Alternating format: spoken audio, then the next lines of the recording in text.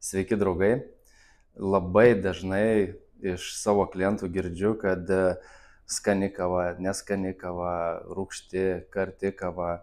Ir viena iš dažniausiai daromų klaidų yra tai, kad mes turėdami kokybiškus, gerus, prabangius kavos aparatus, stengiamės kavą pritaikyti kavos aparatui, kas reiškia, kad nusiperkam kavą ir jeigu mums nepatinka, mes perkam naują kavą. Ir taip darom tol, kol randam tą kavą, kuri mums patinka.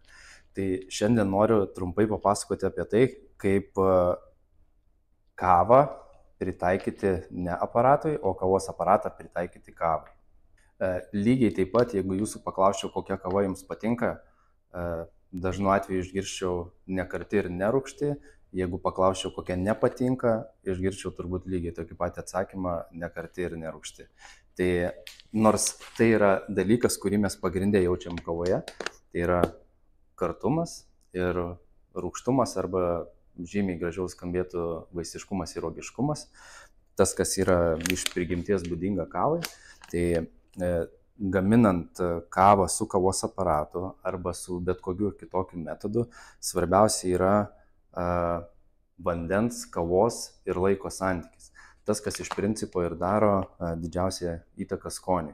Tai pirma dalis faktas, tai turi būti šviežu, turi būti kokybiškas, geras produktas, o tada jau yra meistriškumas ir kaip mes sugebėsim iš tos kavos padaryti gerą gėrimą. Gaminant su automatiniu kavos aparatu, mums svarbiausia yra keli dalykai. Tai be kokybiškos kavos, tai mums svarbu yra susireguliuoti malimo rūpumą, kavos kiekį, vandens kiekį ir vandens temperatūrą. Tai yra esminiai svarbiausi dalykai, kas mūsų kavą gali padaryti arba labai skanę, arba labai neskanę pagal tuos pačius kriterijus, ką kalbėjom prieš tai.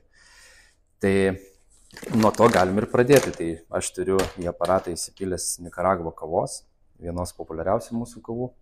Ir pradžiai visą laiką rekomenduoju įsipylus naują kavą pasidaryti juodą kavą taip, kaip jūs mėgstat, įprastiniais kiekiais ir paragauti skonį.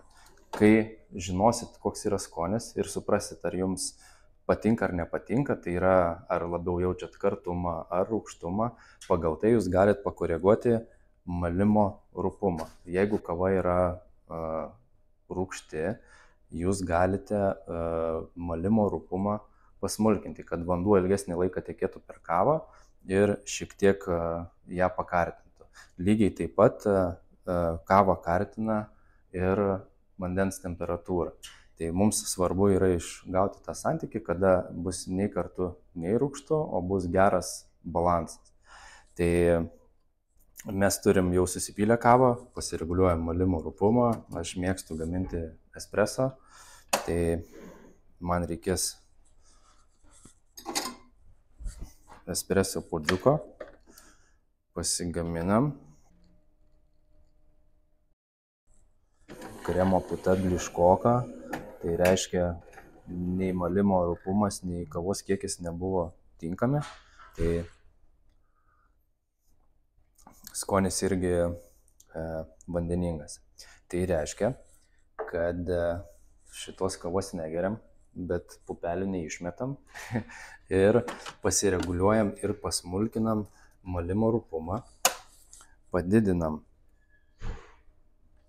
vandens temperatūrą. Prieš tai pasididinau kiekį kavos, tai yra stiprumą, ir temperatūrą padarom aukštą.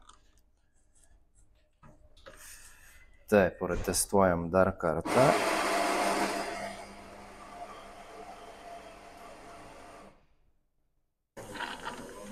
Taip, kremo puta jau žymiai gražesnė, jinai yra ženkliai rudesnė, kvapas stipriai pagerėjo ir skonis fantastinis. Tai, mėly draugai, patarimas būtų toks, kad neskubėkit niekada atsisveikinti su kava, o pasistengkit kavos aparatą pritaikyti jūsų įsigytai kavai, o jeigu reikės pagalbos, visuomet galite rašyti komentarus, skambinti ar kitų būdų su mumis susisiekti. Skanios kavos.